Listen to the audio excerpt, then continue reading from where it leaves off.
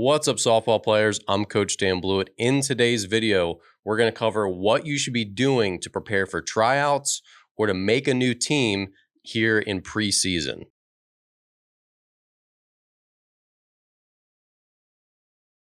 All right, so let's run down this list of things that I would be doing if I was still a player trying to make a new team, whether it's my high school team or I'm trying to make a new travel team. Whatever it is, you need to be in good shape and you need to be ready to go. And you don't want to run into these issues where your legs are cripplingly sore, your arm is crazy sore, you're getting blisters all over your hands. So obviously building up so you're ready to go is really important. So first thing, you need to build your throwing up to where you're playing catch 5 days a week. This doesn't mean you need to throw 100% as hard as you can every day. I do not advocate that.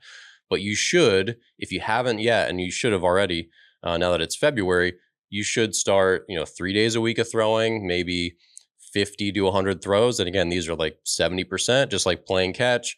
You can throw someone a line, but you don't have to burn out every time. Then to 4 days a week, then to 5 days a week, and then up to a maximum of, I would say, 6 days a week. So that's important just to build the throwing volume of your arm. And you should be practicing, if you're a catcher, your throws on bunts, your throws, your pop time with your footwork down to second base and third base. Simulate the stuff you would do in a game.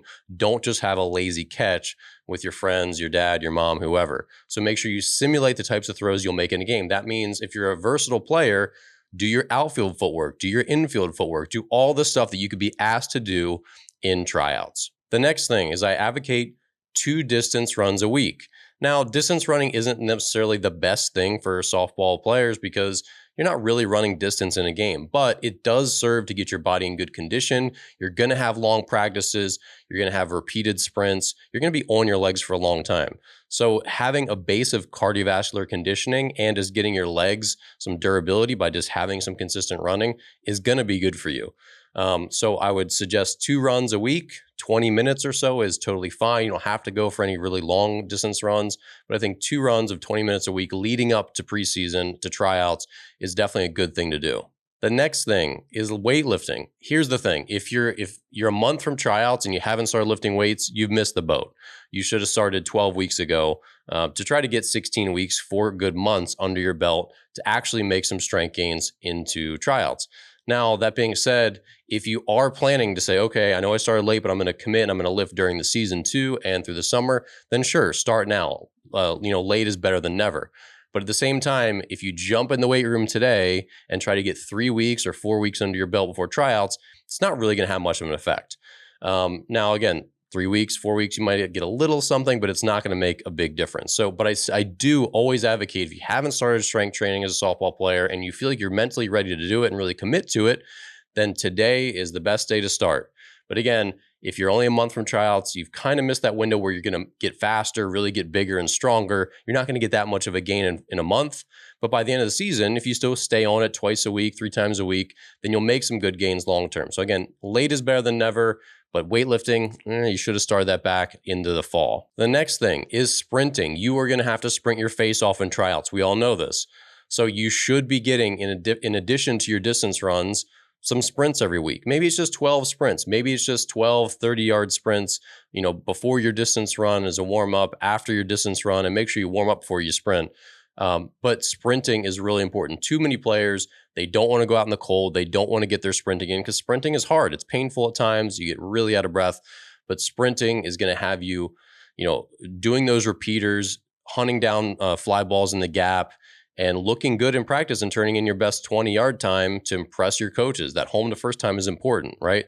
That home to third time is important. So if you don't have a good basic conditioning, the distance running can help a little bit, but actually sprinting is the only thing that's going to really get you in shape to have a faster sprint and to just, again, keep your legs underneath you as you do a lot of sprinting in the early part of the season. So if you're trying to make a team or you just want to be in good shape, make sure you're at least doing 10 to 15 sprints. Even if they're short, that's totally fine. Twice a week is a good place to start. The next thing is your swings. Obviously, not every player is going to be a hitter, but most players are going to hit. So if you are a hitter still, you're not like a pitcher only, then you need to get a lot of hitting reps in. Here's the thing. You need to work on developing a routine. That means, what do I do off the tee? What kind of drills do I like to do? That stuff you need to develop on your own by either watching other YouTube videos. I'm sorry to say I don't have a lot of hitting stuff on my channel. but there are some good ones on YouTube to just do some research, or working with a local hitting coach, or just with your friends. See what they do, what do they like to do. But here's the problem. A lot of players get themselves in trouble because it's like 3 weeks from the season, so they try to go hit for 2 hours every day. That's not good. You're going to have a ton of blisters. You're going to be really sore. So the goal is just to get contact time with your hitting every day. Spend 20 minutes in the cage every day. Go hit wiffle balls off the batting tee in your backyard every day for 20 minutes. It doesn't have to be gigantic doses that are going to make you, again, really sore and your hands are going to be covered in blisters. And blisters are a big problem because they'll take 2-3 weeks to go away. Get 20 minutes of good work in every day. Really focused, really good work, and then try to do that 5 days a week. That's a great way to do it rather than having these huge hitting sessions trying to make up for lost time. And then the last thing is find someone who can hit you ground balls, find someone who can hit you fly balls, and the same thing. Get out there 3-4 days a week. This is going to help you get your legs under you, flagging down 30, 40, 50 fly balls, taking a ton of ground balls. And my last piece of advice would be go find a tennis court or a basketball court, or if you just have a good chunk of concrete or you live in a cul-de-sac or whatever, bounce a tennis ball off a wall to yourself and field it. It's the best way to get a ton of ground ball reps that are going to work on your hand-eye coordination, work on your smoothness, work on the softness of your hands as an infielder. It's one of the best things you can do. You can give yourself 200 ground balls just throwing a tennis ball off the wall in 15 minutes. It's one of the best things you can do. You get tons of short hops. You can charge them. You can do all of it. And I have videos I'll link below on some of the things you can do playing wall ball. But I highly recommend that.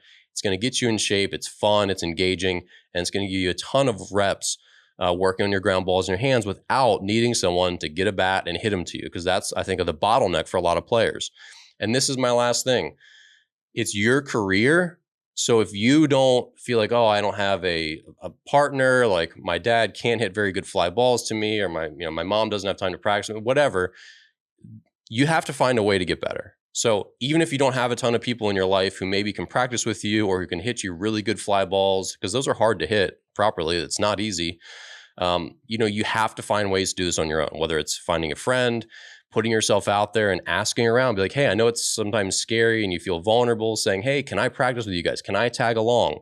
Or asking someone that you don't know very well to go out and practice and hit with you. You got to do it.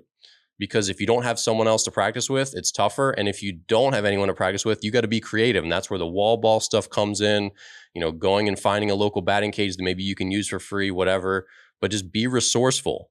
Back in the day, a lot of ball players, they're just like, kids used to play outside more. And we would just be running around, baseball and softball players, just running around like doing baseball and softball stuff. You found a place to just go throw a ball off the wall.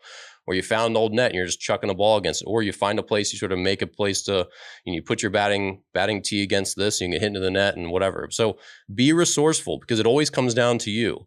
If you want to get better and you want to make the team and you don't have someone to practice with you and help you along, then it's up to you to figure out how to get it done. All right. So thanks for watching. I hope this was helpful, and I hope you have a great tryout season. I know it's a stressful time of year. I hated tryouts myself. But again, being really prepared and putting in the work is going to help ease your mind, make you confident, because you did everything you could do. All right. Thanks again for watching, and I'll see you in the next video.